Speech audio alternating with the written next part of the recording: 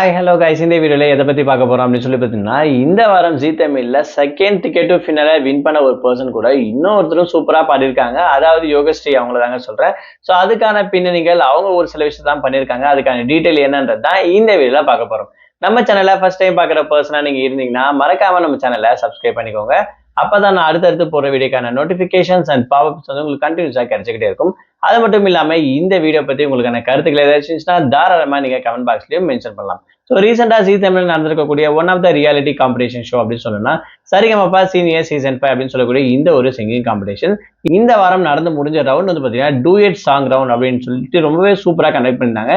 So ஒவ்வொருத்தரும் அழகா சூப்பரா பேரா வந்து பாத்தீங்கன்னா அவங்களோட பாட்டுக்கு ஏற்ற மாதிரி ஒவ்வொரு வாய்ஸ் இருக்கக்கூடிய ஒரு பர்சன் வந்து சூஸ் பண்ணி பாடியிருப்பாங்க. அதாவது இனியா ஆகட்டும், சபேஷன் ஆகட்டும், ஸ்ரீஹரி, இவங்க எல்லாருமே ரொம்பவே சூப்பரா வந்து பாத்தீங்கன்னா பர்ஃபார்மன்ஸ் பண்ணியிருந்தாங்க. இதுல மெயினா கம்பேக் கொடுத்த மாதிரி பார்க்க போறது யாரு அப்படின்னு சொல்லி பாத்தீங்கன்னா ஸ்ரீஹரி கூட பாடின யோகஸ்ரீ அவர்கள் தான் அப்படின்னு சொல்லலாம். இவங்க சரிகமபா ஜூனியர் லிட்டில் சாம்பியனுடைய சீசன் 4ல வந்து பாத்தீங்கன்னா டைட்டில் வின் பண்ணிருக்க வேண்டியது அப்படின்னு சொல்லிட்டு நிறைய பேர் வந்து பாத்தீங்கன்னா இவங்க மேல வந்து பாத்தீங்கன்னா எக்ஸ்பெக்டேஷன் வச்சிருந்தாங்க. பட் இருந்தாலும் ரொம்பவே சூப்பரா பாடக்கூடிய ஒரு பர்சன் அப்படின்னு சொல்லலாம். அதுல திவினேஷ் வந்து வின் பண்ணிருப்பாங்க. ஸோ ரீசெண்டா திவினேஷ் வந்து பாத்தீங்கன்னா நிறைய வெளிநாடுகள்லாம் வந்து பாத்தீங்கன்னா பர்ஃபார்ம் பண்ணிட்டு இருக்காரு லைவ் கான்சர்ட்ல. அது மட்டும் இல்லாம நிறைய கச்சேரிகளும் பாடிட்டு வந்திருக்காரு அப்படி கூட சொல்லலாம்.